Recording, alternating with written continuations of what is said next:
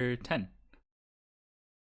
At this point in the dreadful story that I am writing, I must interrupt for a moment and describe something that happened to a good friend of mine named Mr. Syrian. Mr. Syrian was a lepidopterist, a word which usually means a person who studies butterflies. In this case, however, the word lepidopterist means a man who was being pursued by angry government officials. And on the night I am telling you about, they were right on his heels. Mr. Syrian looked back to see how close they were. 4 officers in their bright pink uniforms, with small flashlights in their left hands and large nets in their right, and realized that in a moment they would catch up and arrest him and his 6 favorite butterflies, which were frantically flapping alongside him. Mr. Syrian did not care much if he was captured. He had been in prison 4.5 times over the course of his long and complicated life, but he cared very much about the butterflies. He realized that these 6 delicate insects would undoubtedly perish in bug prison, where poisonous spiders, stinging bees, and other criminals would rip them to shreds. So, as the secret police closed in, Mr. Syrian opened his mouth as wide as he could and swallowed all 6 butterflies whole, quickly placing them in the dark but safe confines of his empty stomach. It was not a pleasant feeling to have these 6 insects living inside him, but Mr. Syrian kept them there for 3 years, eating only the lightest foods served in prison so as not to crush the insects with a clump of broccoli or a baked potato. When his prison sentence was over, Mr. Syrian burped up the grateful butterflies and resumed his lepidoptery work in a community that was much more friendly to scientists and their specimens. I am telling you this story not just to reveal the courage and imagination of one of my dearest friends, but to help you imagine how Klaus and Sunny felt as they watched Esme Squalor, disguised as an associate of Dr. Flocatono, walk down the hallway of Heimlich Hospital, carrying the long, rusty knife disguised as a surgical tool to be used on Violet. The 2 youngsters realized that their only chance of finding the surgical ward and rescuing their sister was to try to fool this greedy and stiletto-heeled villain. But as they approached her, like Mr. Syrian during his 5th and final prison sentence, the 2 bottlers felt the unpleasant fluttering of butterflies in their stomachs. Excuse me, ma'am, Klaus said, trying to sound less like a 13-year-old boy and more like someone who had graduated from medical school. Did you say you were an associate of Dr. Flocatono? If you're someone with a hearing problem, Esme said rudely, don't bother me. Go to the ear ward. I'm not someone with a hearing problem, Klaus said. This woman and I are associates of Dr. Flocatono. Esme stopped in the middle of stabbing the floor and stared down at the 2 siblings. Klaus and Sunny could see her eyes shining behind the veil of her fashionable hat as she regarded the children before replying. I was wondering where you were, she said. Come along with me and I'll take you to the patient. Patsy, Sunny said. What she is saying, Klaus said quickly, is that we're very concerned about Laura V. Bliotai. Well, you won't be concerned for long, Esme replied, leading the children around a corner to another hallway. Here, you carry the knife. The evil girlfriend handed Klaus the rusty blade and leaned in closely to talk to him. I'm glad you 2 are here, she whispered. The Brat's little brother and sister haven't been captured yet, and we still don't have the file in the Snicket files. The authorities removed it for their investigation. The boss says we might have to torch this place. Torch? Sunny asked. Matthias will take care of that part, Esme said, looking around the hallway to make sure no one could hear them. All you have to do is assist with the surgery. Let's hurry up. Esme walked up a stairway as fast as her shoes could carry her, and the children followed nervously behind her, Klaus holding the rusty, jagged knife.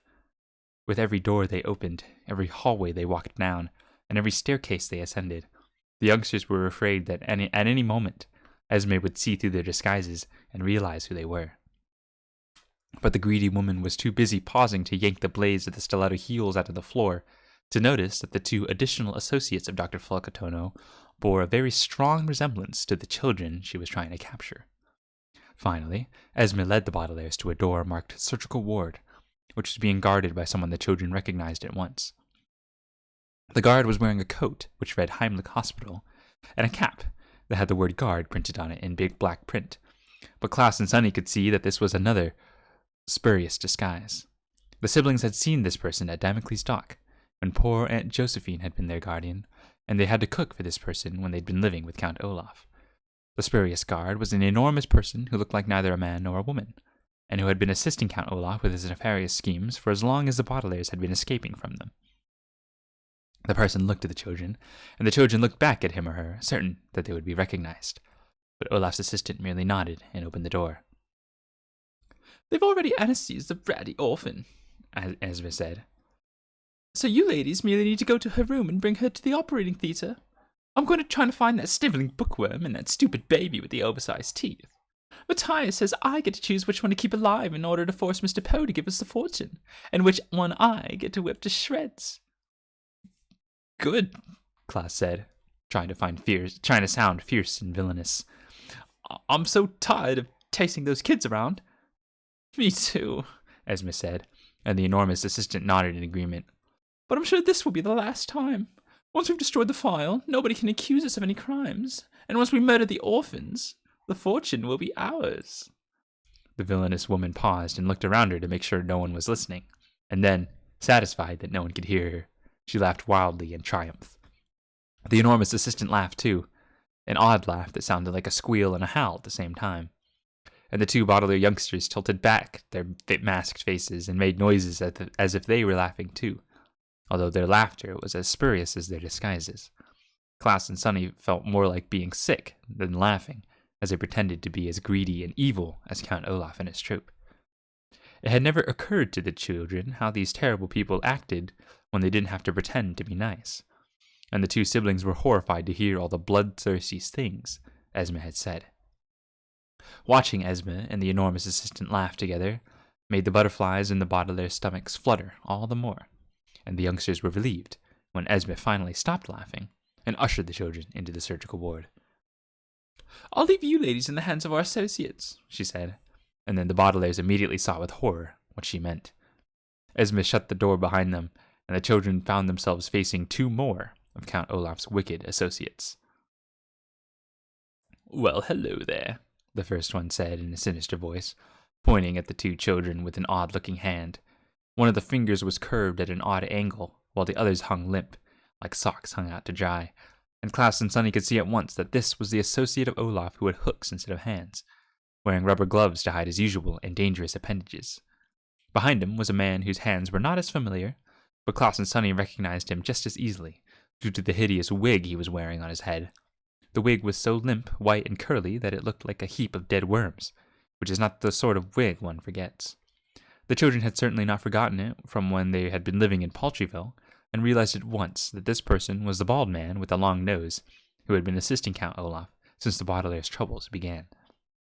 The hook-handed man and the bald man with the long nose were among the nastiest members of Olaf's troop, but unlike the majority of nasty people of this earth, they were also quite clever, and the two young siblings felt the butterfly feeling in their stomachs increase exponentially, a phrase which here means get much, much worse, as they waited to see if these two associates were clever enough to see through the children's disguises. "I can see through your disguise," the hook-handed man continued, and placed one of his spurious hands on Klaus's shoulder. "Me too," the bald man said, "but I don't think anyone else will. I don't know how you ladies managed to do it, but you look much sorter in those white coats. And your faces don't look as pale in those surgical masks," the hook-handed man agreed. "These are the best disguises Olaf, Matthias, has ever cooked up."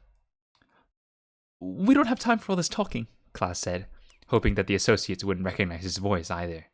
"We've got to get to room 922 right away." "You're right, of course," the hook-handed man said. "Follow us." The two associates began walking down the hallway of the surgical ward, as Klaus and Sonny looked at one another in relief.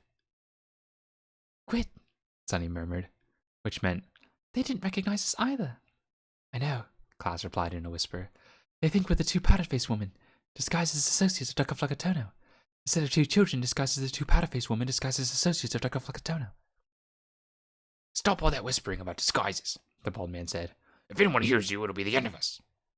"Instead of the end of Laura V. Bleediotai," the hook-handed man said with a sneer. "I've been wanting to get hooks on her ever since she escaped from marrying Matthias." "Trapped," Sonny said, sneering as best she could. "Trapped is right," the bald man said. "I already gave her the anesthetic, so she's unconscious. All we have to do is lead her to the operating theater, and you can saw her head off." "I still don't understand why we have to murder her in front of all those doctors," the hook-handed man said. So it can look like an accident, you idiot. The bald man snarled in reply. I'm not an idiot, The hook-handed man said, stopping to glare at his fellow associate. I'm physically handicapped. Just because you're physically handicapped doesn't mean you're mentally clever. The bald man said. And just because you're wearing an ugly wig The hook-handed man said. doesn't mean you can insult me. Stop with this arguing, Klaus said. The sooner we operate on Laura v. Bleediotai, the sooner we'll be rich. Yes, Sonny said. The two criminals looked down at the Baudelaires, and then nodded at one another sheepishly. The ladies are right. The hook-handed man said. We shouldn't behave unprofessionally just because it's been a very stressful time at work. I know, the bald man said with a sigh. It seems like we've been following these 3 orphans forever, only to have them slip out of our grasp at the last minute. Let's just focus on getting the job done and work out our personal problems later. Well, here we are. The 4 disguised people had reached the end of the hallway and were standing in front of a door marked Room 922, with the name Laura v. Bleediotai scrawled on a piece of paper and taped beneath. The bald man took a key out of the pocket in his metal coat and unlocked the door with a triumphant grin. Here she is, she said, a little sleeping beauty. The door opened with a long, whiny creak, and the children stepped inside the room, which was square and small and had heavy shades over the windows, making it quite dark inside. But even in the dim light, the children could see their sister, and they almost gasped at how dreadful she looked. When the bald associate had mentioned a sleeping beauty, he was referring to a fairy tale that you have probably heard 1,000 times. Like all fairy tales, the story of Sleeping Beauty begins with once upon a time, and continues with a foolish young princess who makes a witch very angry, and then takes a nap until her boyfriend wakes her up with a kiss, and insists on getting married, at which point the story ends with the phrase, happily ever after. The story is usually illustrated with fancy drawings of the napping princess, who always looked very glamorous and elegant, with her hair neatly combed and a long silk gown keeping her comfortable, as she snores away for years and years. When Klaus and Sonny saw Violet in room 922, it looked nothing like a fairy tale. The eldest Baudelaire was lying on a gurney, which is a metal bed with wheels, used in hospitals to move patients around. This particular gurney was as rusty as the knife Klaus was holding, and its sheets were ripped and soiled. Olaf's associates had put her into a white gown as filthy as the sheets, and had twisted her legs together like vines. Her hair had been messily thrown over her eyes, so that no one would recognize her face from the Daily Punkatillo, and her arms hung loosely from her body, one of them almost touching the floor of the room, with one limp finger. Her face was pale and empty as the surface of the moon, and her mouth was open slightly in a vacant frown, as if she were dreaming of being pricked with a pin. Violet looked like she had dropped onto the gurney from a great height, and if it were not for the slow and steady rise of her chest as she breathed, it would have looked like she had not survived the fall. Klaus and Sonny looked at her in horrified silence, trying not to cry as they gazed at their helpless sister. She's a pretty one, The hook-handed man said. even when she's unconscious. She's clever, too, The bald man said. although her clever little brain won't do her any good when her head has been sawed off. Let's hurry and go to the operating theater, The hook-handed man said, beginning to move the gurney out of the room. Matthias said the anesthetic would only last for a little while, so we best start the craniosectomy. I wouldn't mind if she woke up in the middle of it, The bald man said with a giggle. but I suppose that would ruin the plan. You ladies take the head end. I don't want to look at her when she's frowning like that. And don't forget the knife, The hook-handed man said. Dr. Flacatono and I will be supervising, but you two will actually perform the operation. The two children nodded, afraid that if they tried to speak, the two henchmen would hear how anxious they were and become suspicious. In silence, they took their places at the gurney where their sister lay without moving. The Baudelaires wanted to gently shake her by the shoulders, or whisper in her ear, or even just brush the hair away from her eyes. Anything at all to help their unconscious sibling. But the two youngsters knew that any affectionate gesture would give away their disguise, so they just walked alongside the gurney, clutching the rusty knife, as the two men led the way out of room 922 and through the halls of the surgical ward. With every step, Klaus and Sonny watched their sister carefully, hoping for a sign that the anesthesia was wearing off, but Violet's face remained as still and blank as the sheet of paper on which I am writing this story.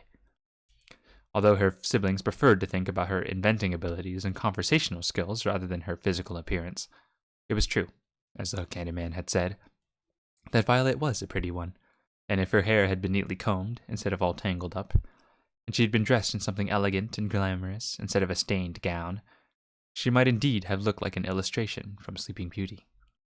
But the two youngster bottlers did not feel like characters in a fairy tale. Their unfortunate events in their lives had not begun with Once Upon a Time, but with the terrible fire that had destroyed their home. And as Olaf's associates led them to a square metal door at the end of the hallway, Klaus and Sunny feared that their lives would not end like a fairy tale either.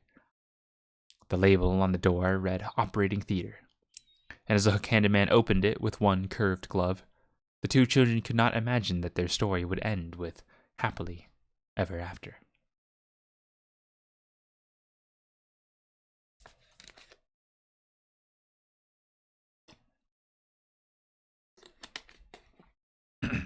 Chapter 11.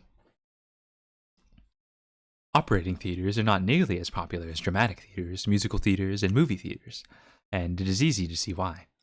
A dramatic theater is a large, dark room in which actors perform a play, and if you are in the audience, you can enjoy yourself by listening to the dialogue and looking at the costumes. A musical theater is a large, dark room in which musicians perform a symphony, and if you are in the audience, you can enjoy yourself by listening to the melodies and watching the conductor wave his little stick around. And a movie theater is a large, dark room in which a projectionist shows a film, and if you are in the audience, you can enjoy yourself by eating popcorn and gossiping about movie stars. But an operating theater is a large, dark room in which doctors perform medical procedures. And if you are in the audience, the best thing to do is to leave at once, because there is never anything on display in an operating theater but pain, suffering, and discomfort. And for this reason, most operating theaters have been closed down or have been turned into restaurants.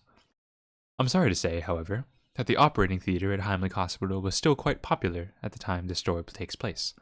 As Klaus and Sunny followed Olaf's two disguised associates through the square metal door, they saw that the large dark room was filled with people.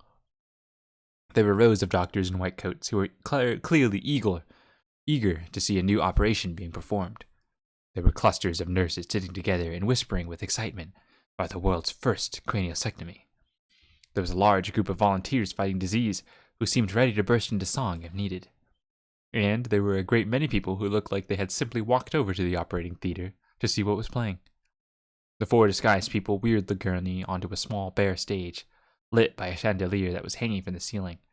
And as soon as the light of the chandelier fell on Klaus and Sunny's unconscious sister, all of the audience members burst into cheers and applause. The roar from the crowd only made Klaus and Sunny even more anxious, but Olaf's two associates stopped moving the gurney, raised their arms, and bowed several times.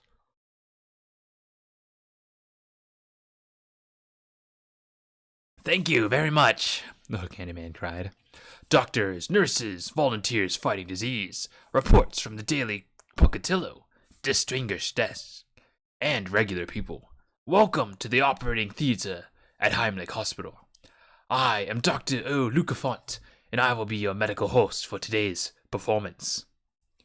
Hooray for Dr. Lucafont, the doctor cried, as the crowd burst into applause again, and the hook-handed man raised his rubber-gloved hands and took another bow. And I am Dr. Flucatono, the bald man announced, looking a bit jealous of all the applause the hook-handed man was getting. I am the surgeon who invented the craniosectomy, and I am thrilled to operate today in front of you, all you wonderful and attractive people. Hooray for Dr. Flucatono, a nurse shouted, and the crowd applauded again. Some of the reporters even whistled as the bald man bowed deeply, using one hand to hold his curly wig on his head. The surgeon is right, the hook-handed man said. You are all wonderful and attractive, all of you. Go on, give yourselves a big hand. Hooray for us, a volunteer cried, and the audience applauded another time. The two bottlers looked at their older sister, hoping that the noise of the crowd would wake her up, but Violet did not move. Now, the two lovely ladies you see are two associates of mine named Dr. Tokuna and Nurse Flo, the bald man continued.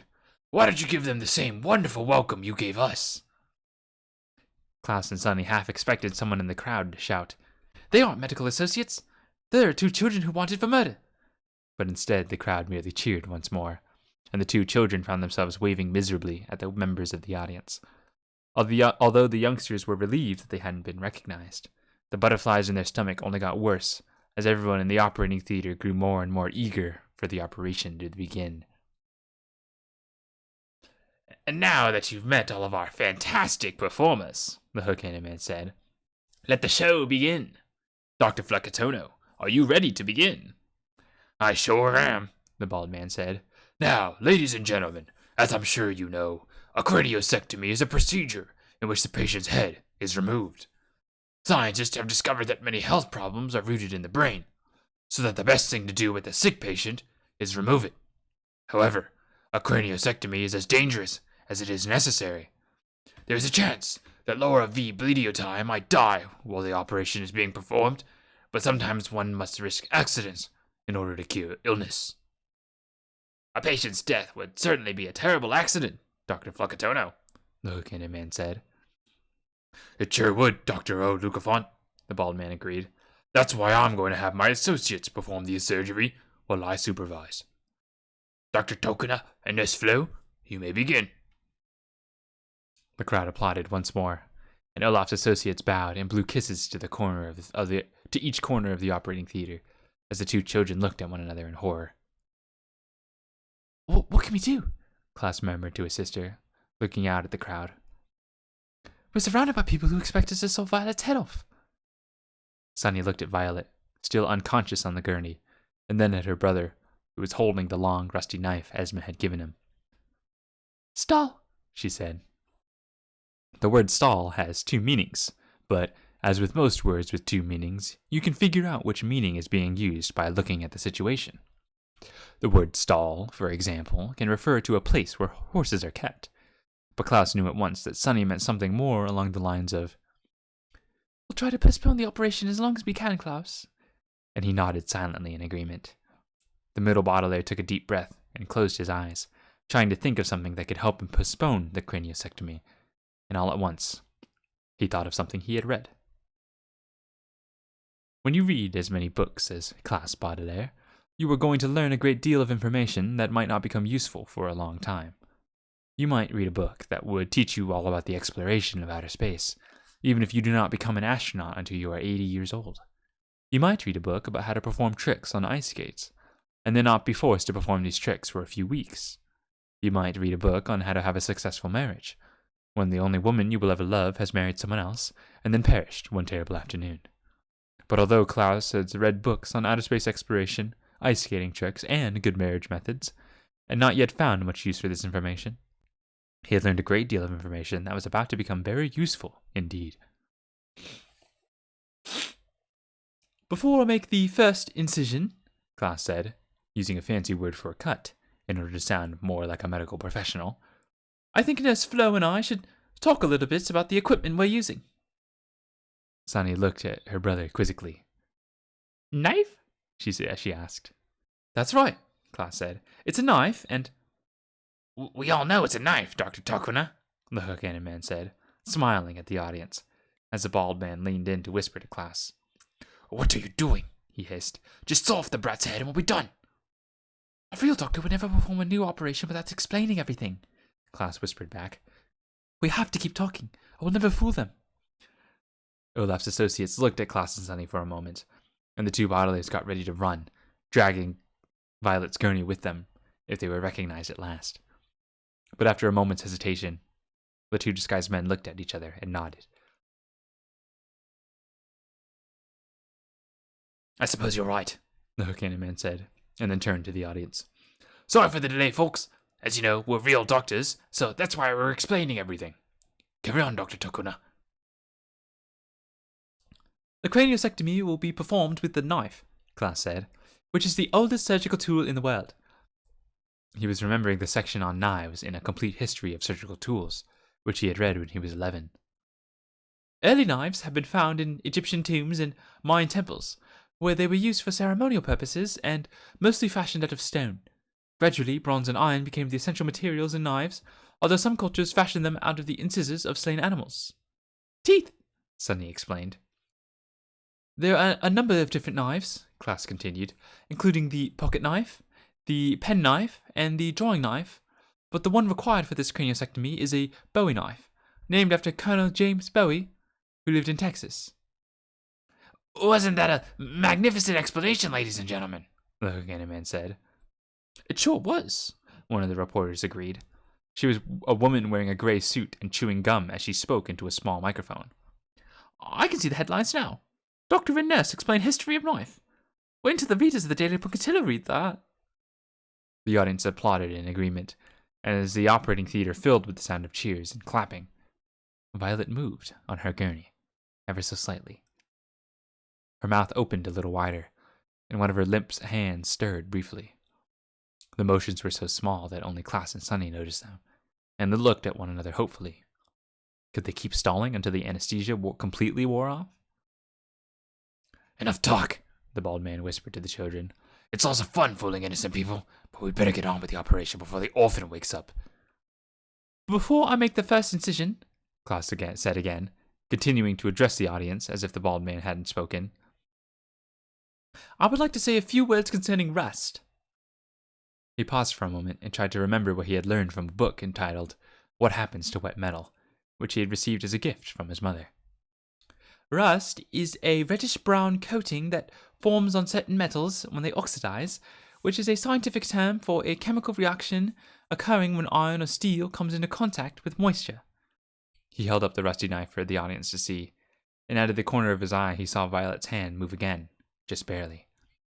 The oxidation process is integral to a craniosectomy due to the oxidative processes of cellular mitochondria and cosmetic demystification, he continued, trying to use as many complicated words as he could think of. Clap! Sunny cried, and the audience applauded once more, although not as loudly this time. Very impressive, the bald associate said, glaring at Klaus over his surgical mask. But I think these lovely people will understand the process better once the head has actually been removed. Of course, Klaus replied. But first we need to tenderize the vertebrae so we can make a clean cut. Nurse Flo, will you please nibble on on Laura V. Bleedioti's neck? Yes, Sunny said with a smile, knowing just what Klaus was up to. Standing on tiptoe, the youngest Baudelaire gave her sister a few small nibbles on the neck, hoping that it would wake Violet up. As Sunny's teeth scraped against her skin, Violet twitched and shut her mouth, but nothing more. What are you doing? The Hook-handed man demanded in a furious whisper. Perform the operation at once, or Matthias will be furious. Isn't Nurse Flo wonderful? Klaus asked the audience, but only a few members of the crowd clapped, and there was not a single cheer. The people in the operating theater were clearly eager to see some surgery, rather than hear any more explanations. I believe you've bitten her neck enough, the bald man said. His voice was friendly and professional, but his eyes were gazing at the children suspiciously. Let's get on with the craniosectomy. Klaus nodded and clasped the knife in both hands, holding it up over his helpless sister. He looked at Violet's sleeping figure and wondered if he could make a very small cut on Violet's neck, one that could wake her up but wouldn't injure her. He looked at the rusty knife, which was shaking up and down as his hands trembled in fear. And then he looked at Sunny, who had stopped nibbling on Violet's neck and was looking up at him with wide, wide eyes. I can't do it, he whispered, and looked up at the ceiling. High above them was a square intercom speaker that he had not noticed before, and the sight of the speaker made him think of something. I can't do it, he announced, and there was a gasp from the crowd. The hook-handed man took a step toward the gurney and pointed his limp, curved glove at Klaus. The middle Baudelaire could see the sharp tip of his hook, poking through the finger of the glove like a sea creature emerging from the water. Why not? The hook-handed man asked quietly. Klaus swallowed, hoping he still sounded like a medical professional instead of a scared child. Before I make the first incision, there's one more thing that has to be done. The most important thing we do here at Heimlich Hospital. And what is that? The bald man asked. His surgical mask curled down as he gave the children a sinister frown. But Sunny's mask began to curl in the opposite direction as she realized what Klaus was talking about and began to smile.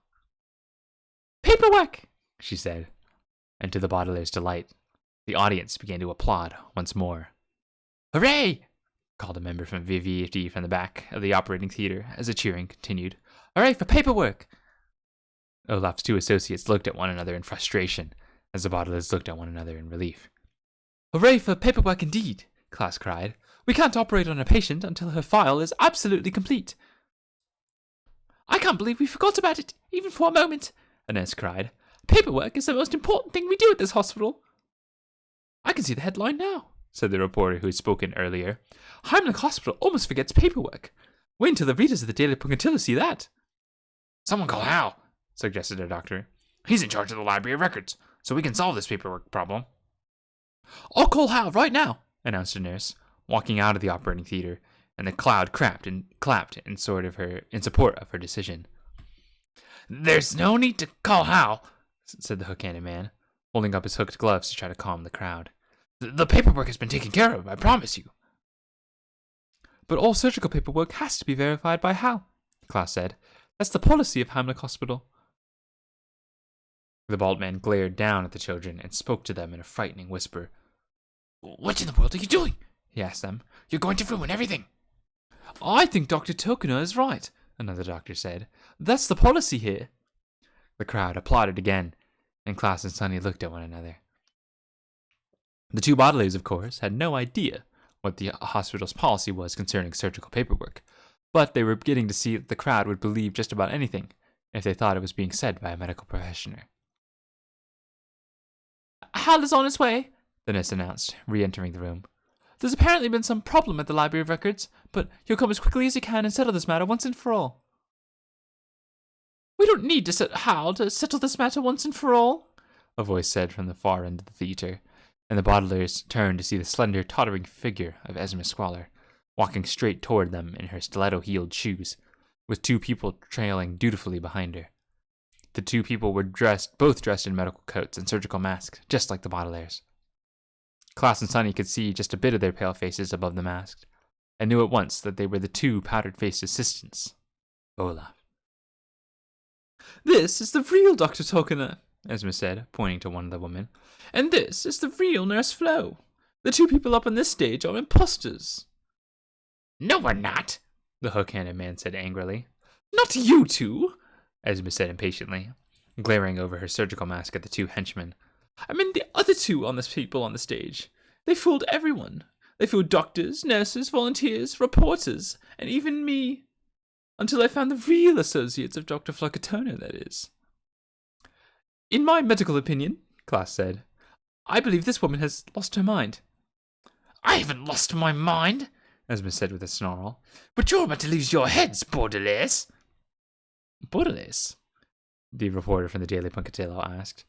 "The same Baudelaires who murdered Count Omar?" "Olaf," the bald man corrected. "I'm confused," whined a volunteer. "There are too many people pretending to be another people." "Allow me to explain," Esma said, stepping up on the stage. "I am a medical professional, just like Dr. Flocatona, Dr. O'Lucafont, Dr. Tokona, and Nurse Flo. You can see that from our medical coats and surgical masks." "Us too!" Sonny cried. Esma's surgical mask curled up in a wicked smile. "Not for long," she said, and in one swift gesture, she ripped the masks off the Baudelaire's faces. The crowd gasped, and the masks fluttered to the ground, and the two children saw the doctors, nurses, reporters, and regular people in the crowd look at them in horror. Only the volunteers fighting disease, who believed that no news was good news, did not recognize the youngsters. "They are the Baudelaires!" a nurse exclaimed in astonishment. "I've read about them in the Daily Punkatillo." "Me too," cried a doctor. "It's always a pleasure to hear from our readers," the reporter said modestly. "But there were supposed to be 3 murderous orphans, not 2, another doctor said. "Where's the oldest one?" The hook-handed man hurriedly stepped in front of the gurney, shielding Violet from view. "She's already in jail," he said quickly. "She is not," Klaas said, and brushed Violet's hair out of her eyes so that everyone could see she was not Laura V. Bleediotai. These terrible people disguised her as a patient so they could cut her head off." "Don't be ridiculous," Esma said. "You're the one who was trying to cut her head off. Look, you're still holding the knife. That's true, the reporter cried. I can see the headline now. Murderer attempts to murder murderer. Wait until the readers of the Daily Punkatillo see this. Tweem! Sonny shrieked. We're not murderers, Klaas translated frantically.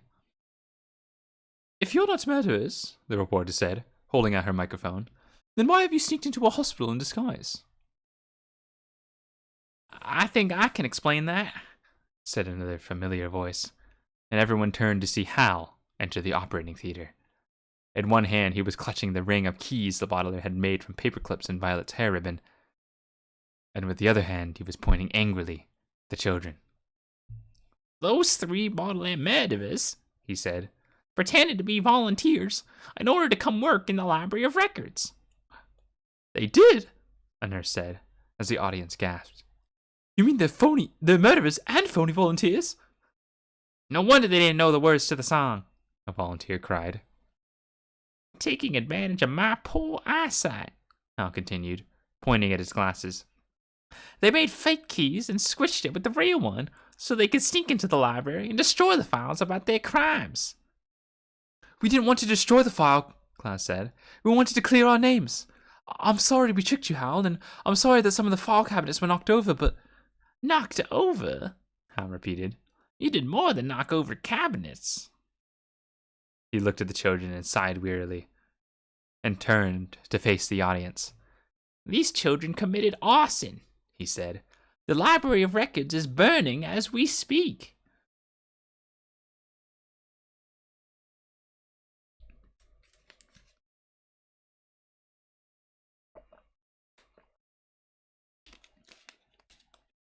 Chapter 12. I am alone this evening, and I am alone because of a cruel twist of fate, a phrase which here means that nothing has happened the way that I thought it would. Once I was a content man, with a comfortable home and a successful career, a person I loved very much, and an extremely reliable typewriter. But all of those things have been taken away from me. Now the only trace I have of those happy days is the tattoo on my left ankle. As I sit in this very tiny room, printing these words with this very large pencil, I feel as if my whole life has been nothing but a dismal play, presented just for someone else's amusement, and that the playwright who invented my cruel twist of fate is somewhere far above me, laughing and laughing at his creation. It is not pleasant to feel this way, and it is doubtedly unpleasant. It is doubly unpleasant if the cruel twist of fate happens to you when you are actually standing on a stage, and there is actually someone far above you, laughing and laughing, as it was with the Baudelaire children in the operating theater of Heimlich Hospital. The children had scarcely heard Hal's accusation that they had burned down the Library of Records when they heard rough and familiar laughter coming from the intercom speaker above them. The siblings had heard this laughter when Matthias had first captured the Quagmire triplets, and when he had trapped the Baudelaires in a locked deluxe cell. It was the triumphant laughter of someone who had cooked up a fiendish plot and succeeded, although it had always sounded like the laughter of someone who had just told an excellent joke. Because he was laughing over the scratchy intercom, Matthias sounded as if he had a piece of aluminum foil over his mouth, but the laughter was still loud enough to help wear off the anesthesia. And Violet murmured something, moved her arms. Oops, Matthias said, interrupting his laughter as he realized the intercom was on. This is Matthias, the head of Human Resources, with an important announcement. There was a terrible fire in Heimlich Hospital. The fire was set in the Library of Records by the Baudelaire murderers, and has spread to the sore throat ward, the stub toe ward, and the accidentally swallowed something you shouldn't have ward.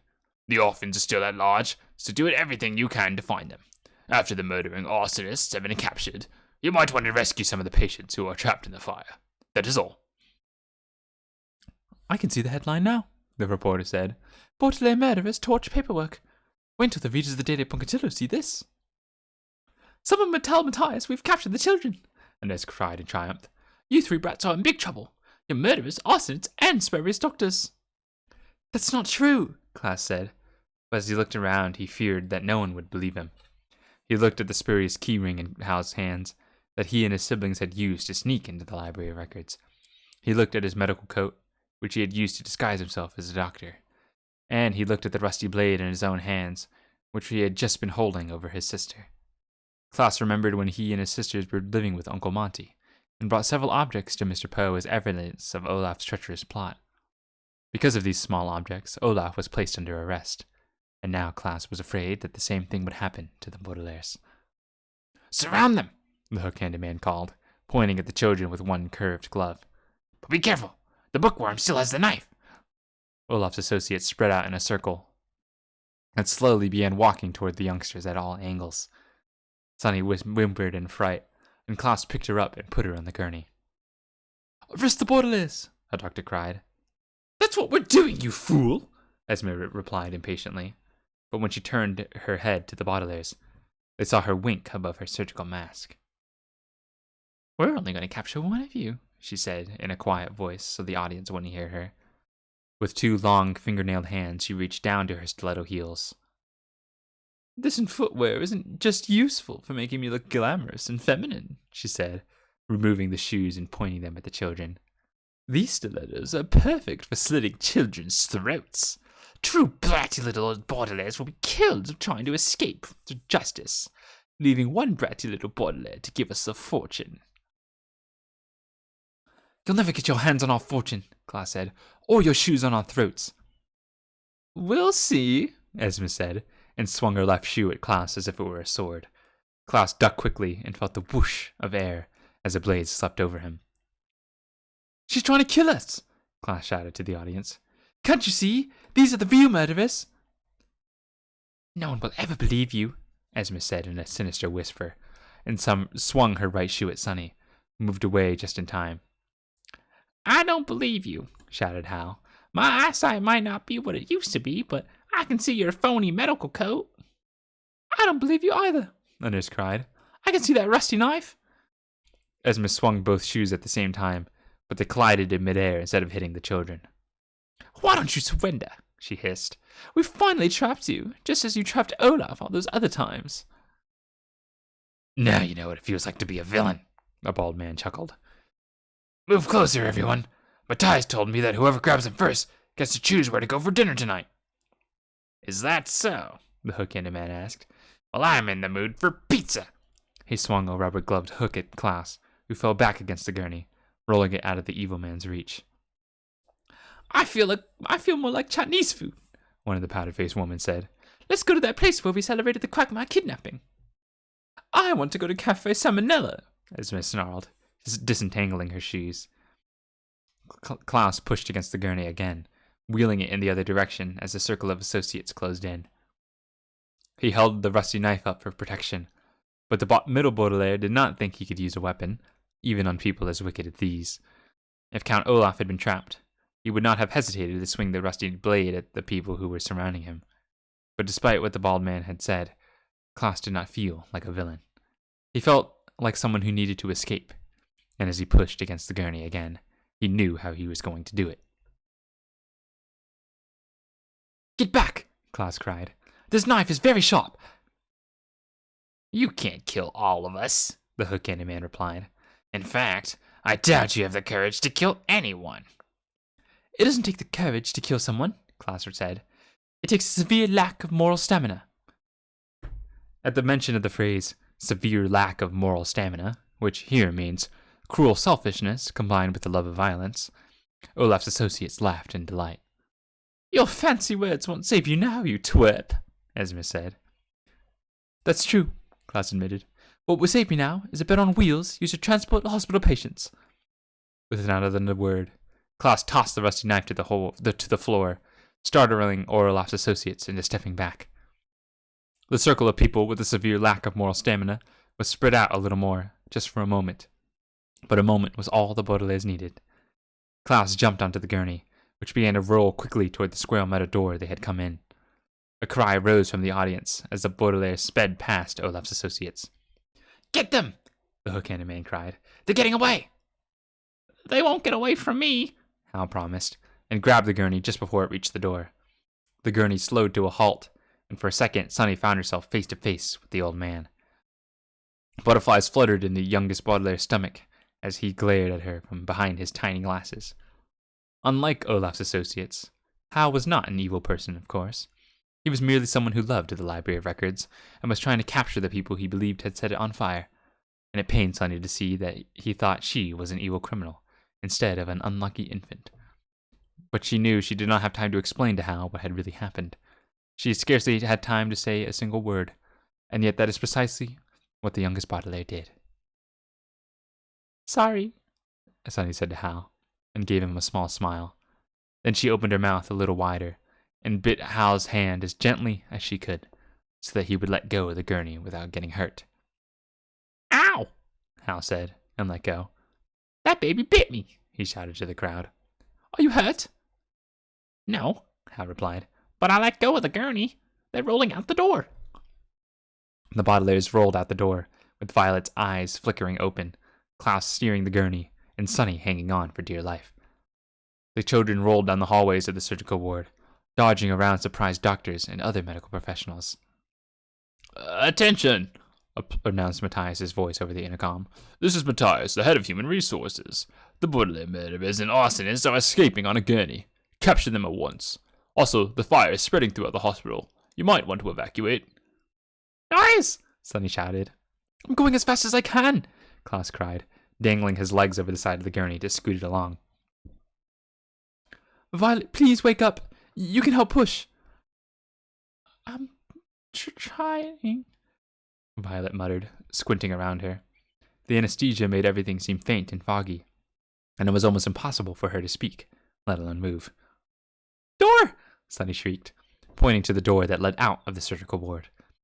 Klaus steered the gurney in that direction, and rode past Olaf's fat associate, who looked neither like a man nor a woman, who was still dressed as a spurious guard. With a terrible roar, it began to give chase, walking in huge, lumbering steps, as the Baudelaires raced toward a small group of volunteers fighting disease. The bearded volunteer, who was playing some very familiar chords on his guitar, looked up to see the gurney wheel past them. Those must be the murderers Matthias was talking about, he said. Come on, everyone. Let's help that guard capture them. Sounds good to me, another volunteer agreed. I'm a bit tired of singing that song, if you want to know the truth. Klaus steered the gurney around a corner, as the volunteers joined the overweight associate in pursuit. Wake up, he begged Violet, who was looking around her in a confused way. Please, Violet. Stairs, Sunny said, pointing to a staircase. Klaus turned the gurney in the direction his sister indicated, and as the children began to roll down the stairs, bouncing up and down with each step. It was a fast, slippery ride that reminded the children of sliding down the banisters at 667 Dark Avenue, or colliding with Mr. Poe's automobile when they were living with Uncle Monty. At a curve in the staircase, Klaus scraped his shoes against the floor to stop the gurney, and then leaned over to look at one of the hospital's confusing maps. I'm trying to figure out if we should go through that door, he said, pointing at a door marked Ward for People with Nasty Rashes, or continue down the staircase. Clean, Sunny cried, which meant, we can't continue down the staircase. Look. Klaus looked, and even Violet managed to focus enough to look down where Sunny was pointing. Down the staircase, just past the next landing, was a flickering orange glow, as if the sun was rising out of the hospital basement, and a few wisps of dark black smoke were curling up the staircase like the tentacles of some ghostly animal. It was an eerie sight that had haunted the Baudelaires in their dreams, ever since that fateful day at the beach when all their trouble began. For a moment, the three children were unable to do anything but stare down at the orange glow and the tentacles of smoke, and think about all they had lost because of what they were looking at. Fire, Violet said faintly. Yes, Klaus said. It's spreading up the staircase. We've got to turn and go back upstairs. From upstairs, the Baudelaires listened to the associate roar again, and heard the bearded volunteer reply. We'll help you capture them, he said. Lead the way, sir. Or is it madam? I can't tell. No, up, Sunny said. I know, Klaus said. We can't go up the stairs and we can't go down. We have to go into the ward for people with nasty rashes. Having made this rash decision, Klaus turned the gurney and wheeled it through the door, just as Matthias's voice came through the intercom. This is Matthias, the head of human resources, he said hurriedly. All associates of Dr. Flucatono, continue to search for the children. Everyone else, gather in front of the hospital. Either we will capture the murderers as they escape, or they'll be burned to a crisp. The children rolled into the ward for people with nasty rashes, and saw that Matthias was right. The gurney was racing down a hallway, and the children could see another orange glow at the far end of it. The children heard another roar behind them as the overweight associate lumbered down the stairs. The siblings were trapped in the middle of a hallway that led only to a fiery death or to Olaf's clutches. Klaus leaned down and stopped the gurney. We'd better hide, he said, jumping to the floor. It's too dangerous to be rolling around like this. Where? Sonny asked, as Klaus helped her down. Someplace close by, Klaus said, grabbing Violet's arm. The anesthesia is still wearing off, so Violet can't walk far. I'll try, Violet murmured, stepping unsteadily off the gurney and leaning on Klaus. The children looked around and saw that the nearest door was marked supply closet. Clean up? Sonny asked. I guess so, Klaus said doubtfully, opening the door with one hand while balancing Violet with the other. I don't know what we can do in a supply closet, but at least it'll hide us for a few moments. Klaus and Sonny helped their sister through the door and locked it behind them. Except for a small window in the corner, the closet looked identical to the one where Klaus and Sonny had hidden to decipher the anagram in the patient lips. It was a small room, with only one flickering light bulb hanging from the ceiling, and there were a row of white medical coats hanging from hooks, a rusty sink, huge cans of alphabet soup, and small boxes of rubber bands. But as the two younger bottlers looked at these supplies, they did not look like devices for translating anagrams and impersonating medical professionals. Klaus and Sonny looked at all those objects, and then at their older sister. To their relief, Violet's face was a bit less pale, and her eyes were a bit less confused, which was a very good sign. The eldest bottler needed to be as awake as she could, because the items in the closet were looking less and less like supplies, and more like materials for an invention.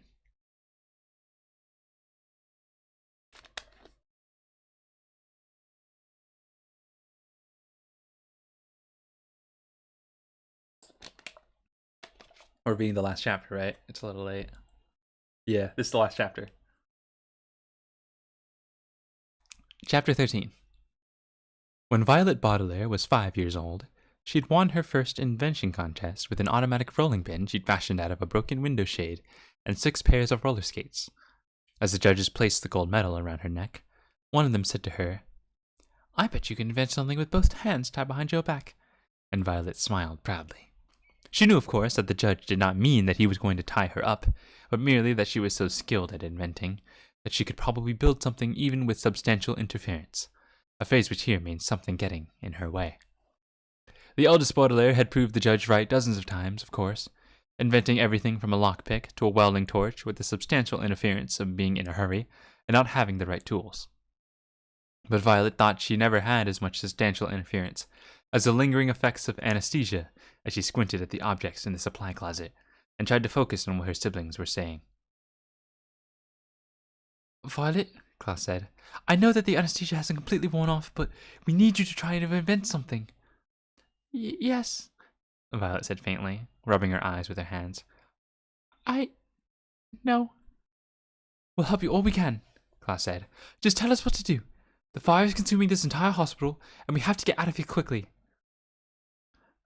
"Rallum," Sonny added, which meant, "and Olaf's associates are chasing us." "Open the window," Violet said with difficulty, pointing to the window in the corner. Klaus helped Violet lean against the wall, so he could step over to the window without letting her fall. He opened the window and looked outside. "It looks like we're on the 3rd floor," he said. "Or maybe the 4th. There's smoke in the air, so it's hard to tell. We're not so high up, but it's still too far to jump." "Climb?" Sonny asked. "I suppose we could hang on to that and climb down to the bushes below, but we've been climbing in front of a huge crowd.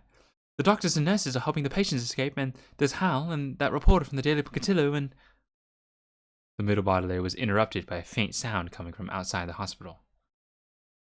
"We are volunteers fighting disease and we're cheerful all day long. Someone said that we were sad that person would be wrong." "And the volunteers fighting disease," Klaus continued.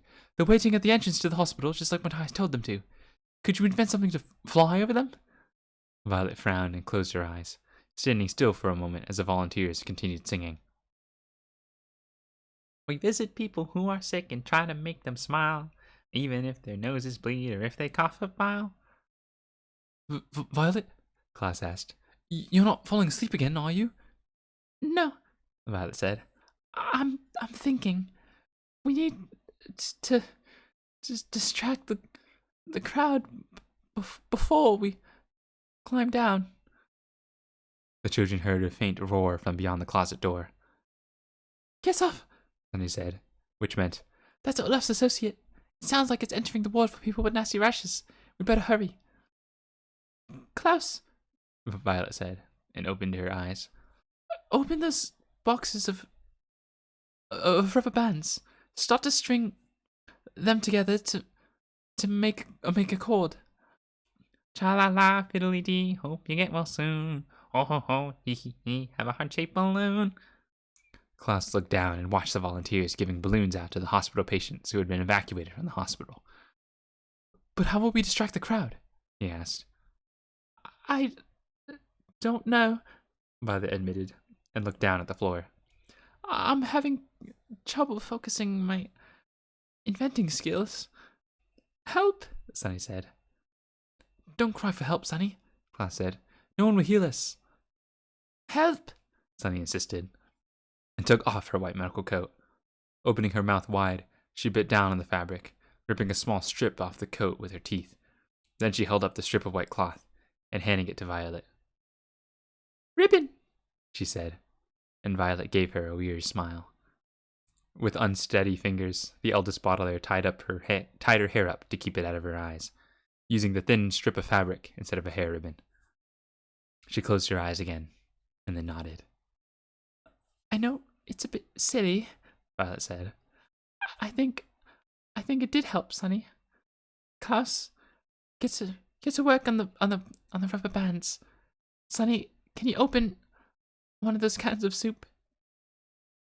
Treen, Sunny said, which meant, yes, I opened one earlier to help decode the anagrams. Good. Violet replied, with her hair tied up in a ribbon.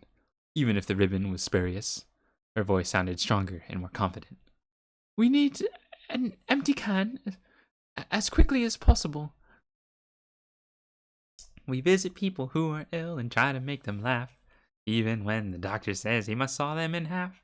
We sing and sing all night and day, and then we sing some more. We sing to boys with broken bones and girls whose throats are sore.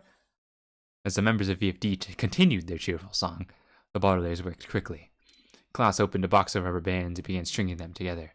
Sunny began to gnaw at the top of a can of soup, and Violet went to the sink and splashed water on her face to try to make herself as alert as possible.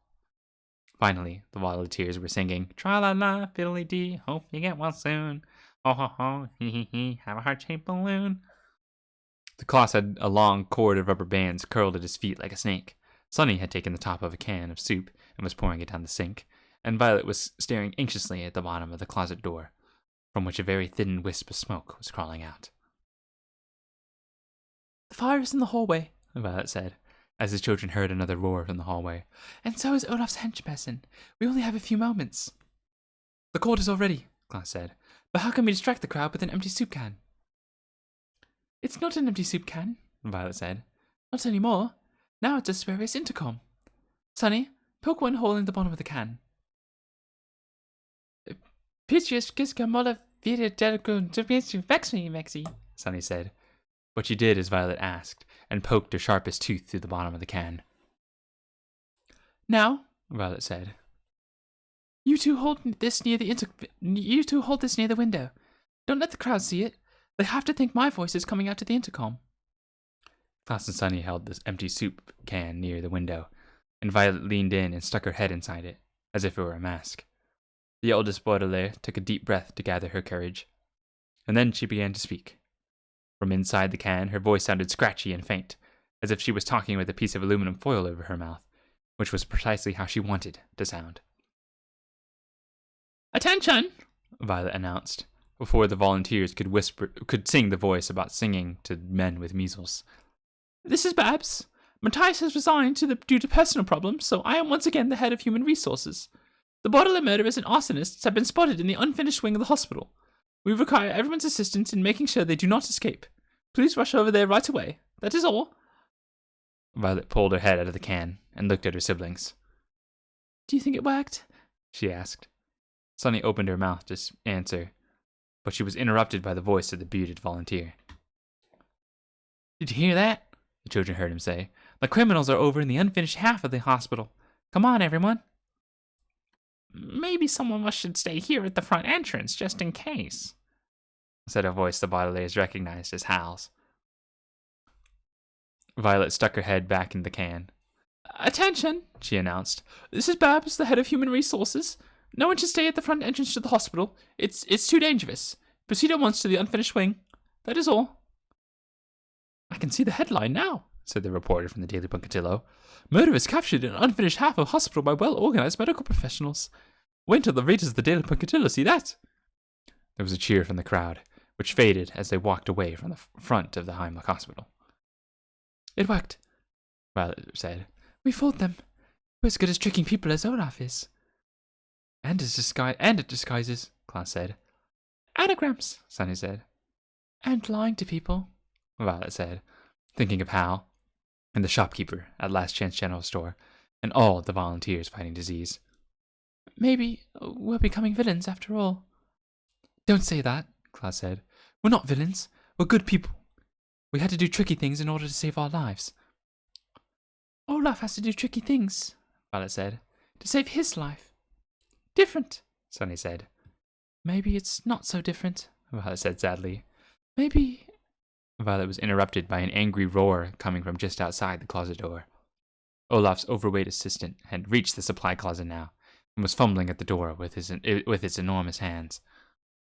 We can discuss this later, Klaus said. We have to get out of here right now. We're not going to climb, Violet said. Not with such a skinny rubbery cord. Going to bounce. Bounce? Sunny asked doubtfully. Plenty of people bounce from high things. Or plenty of people bounce from high places on long rubbery cords for fun. Just for fun, Violet said. So I'm sure we can do it to escape. I'll tie the cord to the faucet with the devil's tongue knot, and we'll each take turns jumping out of the window. The cord should catch us before we hit the ground and bounce us up and down, more and more gently each time. Eventually we'll get to the bottom safely, and then we'll toss it back up to the next person. It sounds risky, Klaus said. I'm not sure the cord is long enough. It is risky, Violet agreed, but not as risky as a fire. The associate rattled the door furiously, making a large crack right near the lock. Black smoke began to pour through the crack, as if the assistant were pouring ink into the closet, as Violet hurriedly tied the cord to the faucet, and then tugged on it to make sure it was secure. I'll go first, she said. I invented it, so I'd better test it. No, Klaus said. We're not taking turns. Together, Sunny agreed. If we all go down together, Violet said, I'm not sure the cord will hold. We're not leaving anyone behind, Klaus said firmly. Not this time. Either we all escape, or none of us do. But if none of us do, Violet said tearfully, then there won't be any Borderless left. Olaf will have won. Klaus reached into his pocket and brought out a sheet of paper. He unfolded it, and his sisters could see that it was page 13 of the Snicket file.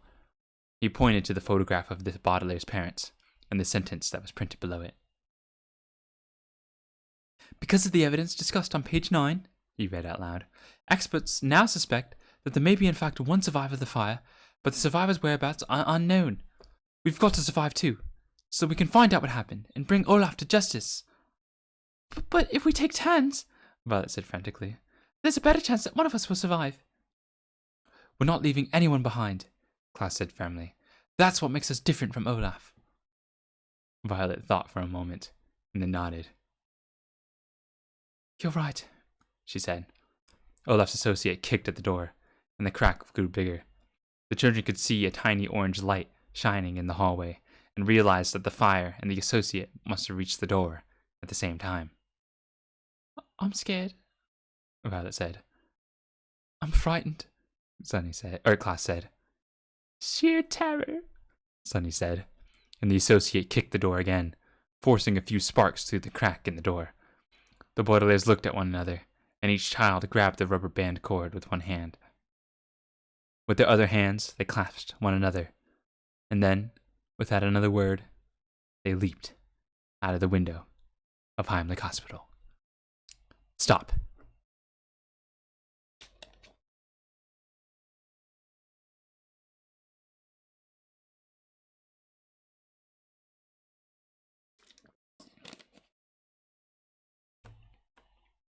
There are many things in this world I do not know.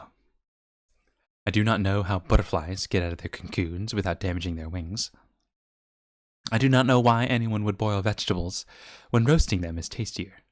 I do not know how to make olive oil, and I do not know why dogs bark before an earthquake, and I do not know why some people voluntarily choose to climb mountains where it is freezing and difficult to breathe, or live in the suburbs, where the coffee is watery and all of the houses look alike. I do not know where the Baudelaire children are now, or if they are safe, or if they are even alive. But there are some things I do know, and one of them is that the window of the supply closet in the ward for the people with nasty rashes of the Heimlich Hospital was not on the 3rd floor, or the 4th floor, as Klaus had guessed. The window was on the 2nd floor, so that when the 3 children dropped through the smoky air, clinging to the rubber band cord for dear life, Violet's invention worked perfectly. Like a yo-yo, the children bounced gently up and down, brushing their feet against one of the bushes planted in front of the hospital, and after a few bounces it was safe to drop to the ground and hug each other with relief. We made it, Violet said. It was a close call, but we survived. The Baudelairs looked behind them at the hospital and saw just how close the call it had been. The building looked like a fiery ghost, with great bursts of flame coming from the windows, and oceans of smoke pouring from great gaping holes in the walls. The children could hear glass shattering as windows burned away, and the crackle of wood as floors fell through. It occurred to the children that their own house must have looked like this on the day it burned down, and they stepped back from the burning building and huddled together as the air grew thick with ashes and smoke, obscuring the hospital from view. Where can we go? Klaus asked, shouting over the roar of the fire. Any minute now the crowd will figure out that we're not in the unfinished half of the hospital and return here. Run! Sunny shrieked. But we can't even see where we're going, Violet cried. The whole area is filling up with smoke. Stay down, Klaus said, dropping to the ground and beginning to crawl. In the Encyclopedia of Escaping Arson, the author wrote that there's more oxygen closer to the ground, so we can breathe more easily. But we need to get some kind of shelter right away. Where will we find some kind of shelter in this empty landscape? Violet asked, crawling behind her brother. The hospital is the only building for miles, and it's burning to the ground. I don't know, Klaus said, coughing loudly. But we can't breathe in this smoke for long. Hurry up! The Baudelaires heard a voice call out of the smoke. This way! A long black shape emerged from the smoky air, and the children saw it was an automobile pulling up in front of the hospital. An automobile, of course, is a kind of shelter, but the siblings froze on the ground and dared not crawl an inch farther toward the car. Hurry up! Olaf's voice said again. Hurry up or I'll leave you behind. I'm coming, darling. From behind them, the Baudelaires heard the reply of Esme Squalor. Luke Font and Fakatono are with me, and the ladies are following behind. I had them take all the medical coats we could find in case we need them for costumes again. Good thinking, Olaf replied. Can you see the car in the smoke? Yes, Esme said, her voice growing closer. The Baudelaires could hear the odd footsteps of her stiletto-heeled shoes as she strode toward the automobile. Open the trunk, darling, and we'll put the costumes right in. Oh, all right, Olaf sighed, and the children saw the tall figure of their enemy step out of the car. Wait up, Olaf, the bald man cried. You fool, Olaf replied. I told you to call me Matthias until we leave the hospital grounds. Hurry up and get in the car. The snicket file wasn't in the Library of Records, but I think I know where I can find it. Once we destroy those 13 pages, there'll be no stopping us. We've got to destroy the Baudelaires too, Esme said. We would have destroyed them if you all hadn't messed up my plan, he said. But never mind that. We have to get out of here before the authorities arrive. But your lodger's assistant is still in the rash ward, looking for the brats, the bald man said, and the children heard him open the door of the automobile. The hook-handed man spoke up, and the children could see his odd shape in the smoke as he got into the car after the bald assistant. The ward for people with nasty rashes is entirely destroyed, he said. I hope the big one got out okay. We're not going to wait around to find out if that fool lived or died, Olaf snarled. As soon as the ladies can put the costumes in the trunk, we'll get out of here. It's been splendid setting this fire, but we've got to find the snicket file as soon as possible, before you know who does. VFD, Esme said with a cackle. The real VFD, that is, and not those ridiculous singers. The trunk opened with a creak, and the children saw the shadow of the trunk's lid flip open into the smoky air. The lid was peppered with tiny bullet holes, it looked like, undoubtedly from being pursued by the police. Olaf strode back to the car and continued getting orders. Get out of the front seat, you idiots, Olaf said.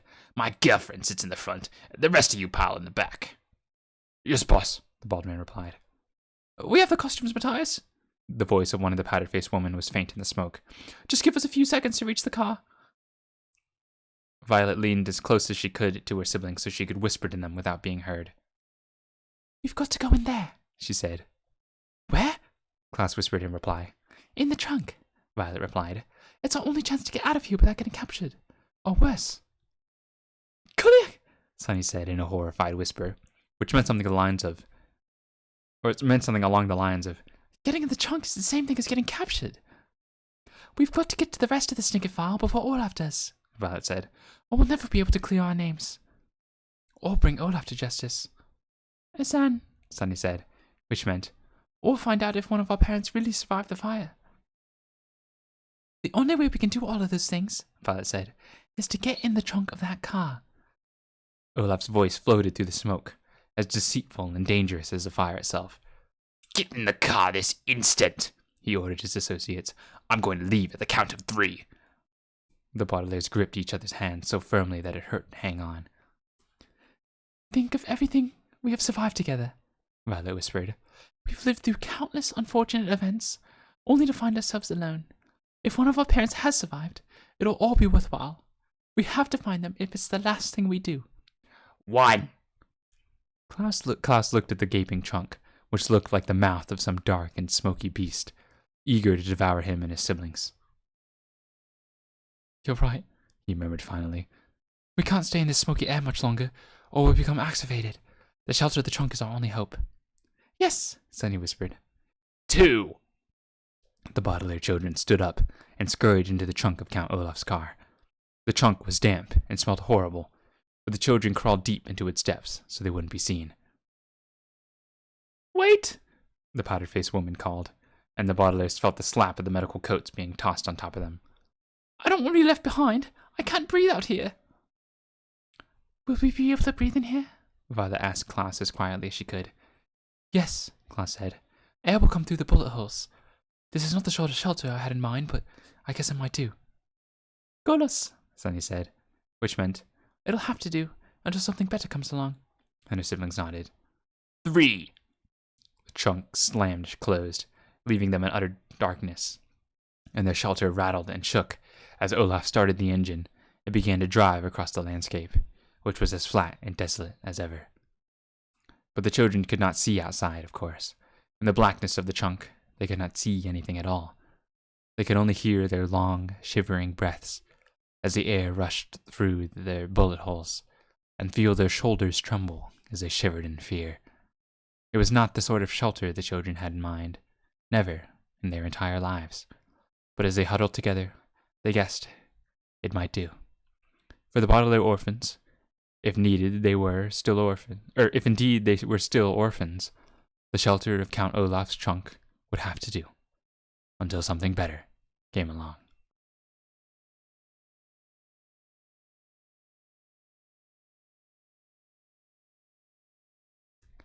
To my kind editor,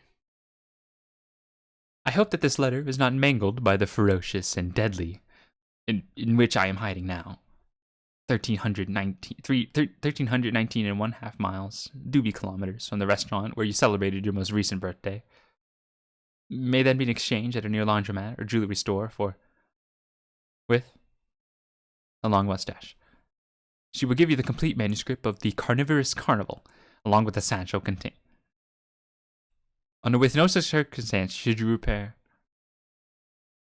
The last survivor of the bottle, a sketch of Shabo, the wolf baby, and Madame Lulu.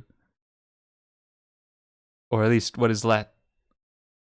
Remember, You are my last hope that the tales of the Baudelaire orphans can finally be told to the general public. With all due respect, Lemony Snicket.